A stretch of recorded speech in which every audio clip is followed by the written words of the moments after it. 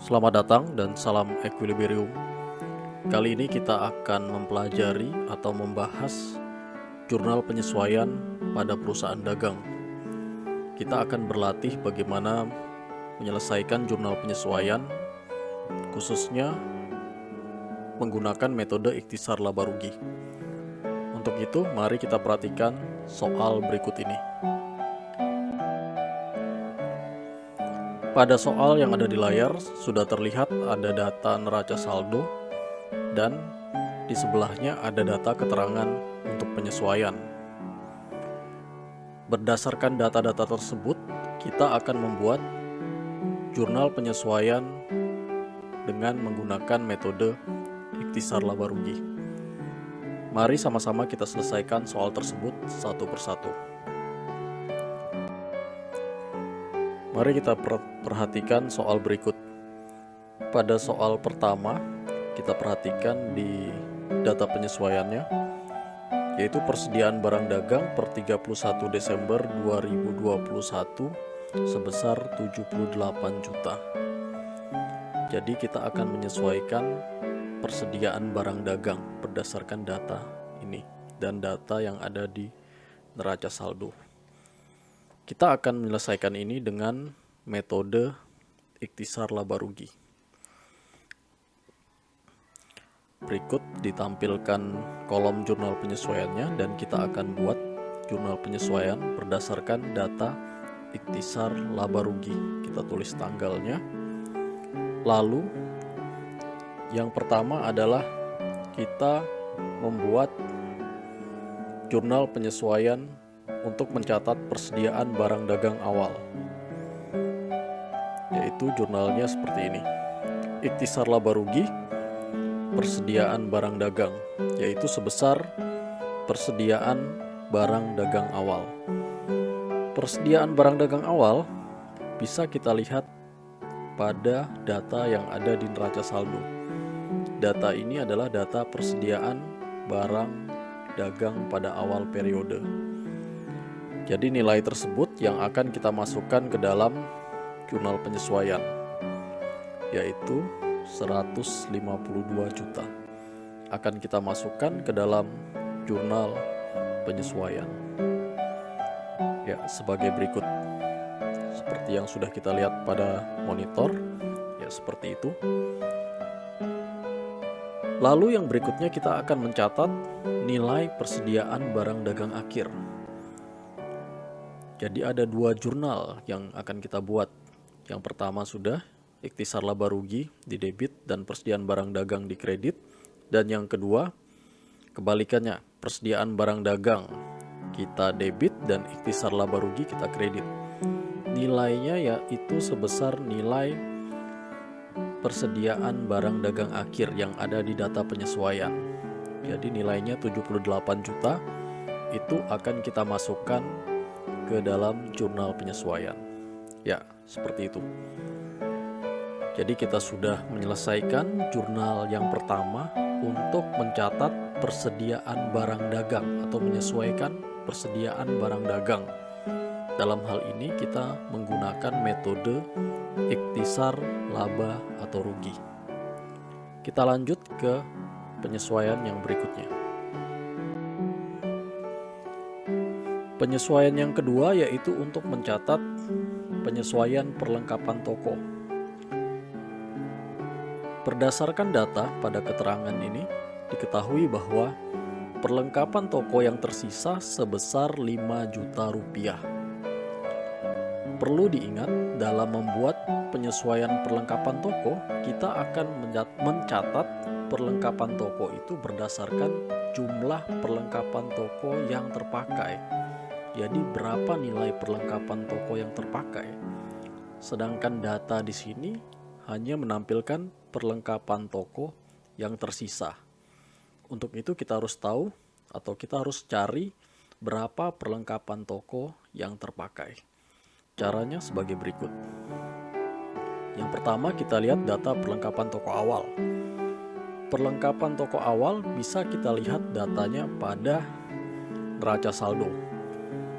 Di situ nilainya sebesar 55 juta. Jadi kita masukkan nilai 55 juta tersebut. Lalu kita lihat berapa perlengkapan toko pada akhir periode atau perlengkapan toko yang tersisa, yaitu sebesar 5 juta. Jadi kita masukkan nilai 5 juta tersebut. Sehingga kita bisa mengetahui berapa nilai perlengkapan toko yang terpakai, yaitu dari selisih perlengkapan toko awal dan perlengkapan toko yang tersisa atau perlengkapan toko akhir. Sehingga nilai perlengkapan toko yang terpakai adalah 50 juta.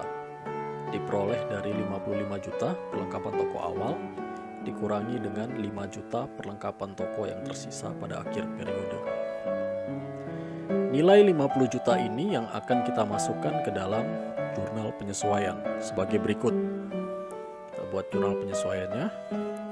Kita tulis tanggal, dan jurnal penyesuaiannya adalah beban perlengkapan toko di debit, dan yang dikredit adalah perlengkapan toko sebesar nilai perlengkapan toko yang terpakai, yaitu 50 juta. Dengan demikian kita sudah menyelesaikan pencatatan transaksi penyesuaian perlengkapan. Kita akan lanjutkan dengan penyesuaian yang berikutnya. Untuk penyesuaian yang ketiga, yaitu untuk mencatat penyusutan peralatan. Peralatan disusutkan 5% per tahun. Mari kita hitung berapa penyusutan peralatan per tahunnya. Berdasarkan data yang ada pada neraca saldo dan keterangan, kita bisa menghitung penyusutan peralatan, yaitu 5% per tahun dikali dengan nilai peralatannya yang ada pada neraca saldo, yaitu 62 juta. Jadi 5% dikalikan 62 juta, kita peroleh hasil 3.100.000. Nilai 3.100.000 itu yang akan kita masukkan ke dalam jurnal penyesuaian. Sehingga pada jurnal penyesuaian seperti ini, kita tulis tanggal dan kita tulis penyesuaiannya, yaitu beban penyusutan peralatan toko di debit dan akumulasi penyusutan peralatan toko di kredit. Pada jurnal ini tulisannya agak saya singkat supaya cukup di kolomnya. Nilainya yaitu sebesar nilai penyusutan peralatan, yaitu 3.100.000. Selanjutnya kita akan membahas penyesuaian yang lainnya, yaitu penyesuaian yang keempat, penyusutan gedung. Caranya hampir sama dengan penyusutan peralatan toko. Jadi kita harus tahu berapa nilai penyusutan gedungnya berdasarkan data-data yang ada. Kita ketahui berdasarkan data nilai gedung 200 juta dan disusutkan 10% per tahun. Sehingga penyusutan gedungnya 10% kali 200 juta. Temu hasil 20 juta. 20 juta ini yang akan kita masukkan ke dalam jurnal penyesuaian untuk mencatat penyusutan gedung. Jurnal penyesuaiannya sebagai berikut. Ya, kita tulis dulu tanggalnya dan kita buat di keterangannya beban penyusutan gedung, akumulasi penyusutan gedung. Nilainya sebesar 20 juta berdasarkan hasil perhitungan kita di atas. Lalu kita lanjutkan lagi ke penyusutan yang berikut, yaitu untuk mencatat asuransi, penyesuaian untuk asuransi. Kita jawab ya. Berdasarkan data ini kita akan menyesuaikan untuk asuransi. Kita ketahui dari neraca saldo ini bahwa pembayaran asuransi ini dicatat sebagai beban asuransi. Artinya itu dicatat sebagai beban. Jika penyesuaian itu, pembayaran itu dicatat sebagai beban, maka penyelesaiannya sebagai berikut. Beban asuransi ya, kita ketahui nilai beban asuransi sebesar 36 juta ini adalah untuk 2 tahun, terhitung dari tanggal 1 Oktober 2021 sampai 30 September 2023 berarti berdasarkan data ini. Jurnal penyesuaian ini kita buat tanggal 31 Desember 2021. Artinya di situ dari 1 Oktober sampai 31 Desember asuransi yang digunakan itu baru 3 bulan dari 24 bulan yang dibayarkan. Untuk masa 2 tahun ini artinya untuk 24 bulan. Dari 24 bulan ini ternyata yang dipakai baru 3 bulan. 3 bulan yang dipakai, tetapi dicatat di sini beban asuransinya 36 juta. Padahal 36 juta ini untuk 2 tahun. Nah, sekarang kita akan menyesuaikan sehingga beban asuransi itu menunjukkan nilai yang sebenarnya. Penyesuaiannya seperti ini. Karena itu dicatat sebagai beban, kita harus tahu nilai asuransi yang belum menjadi beban, yaitu 24 bulan, 2 tahun itu dikurang 3 bulan yang sudah dipakai. Artinya ada 21 bulan yang belum digunakan, yang akan menjadi beban pada periode berikutnya. Berapa nilai dari 21 bulan itu? Perhitungannya 21 per 24 dikali nilai asuransinya, yaitu 36 juta. Maka nilainya adalah 31.500.000. Nilai 31.500.000 ini yang akan kita gunakan dalam jurnal penyesuaian.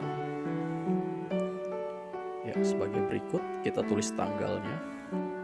Kemudian penyesuaiannya, asuransi dibayar di muka, beban asuransi senilai 31.500.000. Dengan demikian kita telah mencatat penyesuaian untuk asuransi dibayar di muka. Setelah kita menyelesaikan semuanya, maka jurnal penyesuaian kita akan tampak sebagai berikut. Jadi kalau jurnal-jurnal tadi sudah selesai semua dan digabungkan, maka akan tampak pencatatannya dalam jurnal penyesuaian itu seperti yang ada pada layar monitor kita sekarang. Ini adalah hasil akhir dari jurnal penyesuaian yang kita kerjakan tadi. Demikian pembahasan mengenai pencatatan transaksi ke dalam jurnal penyesuaian pada perusahaan dagang. Semoga bermanfaat. Terima kasih atas perhatiannya. Salam keseimbangan.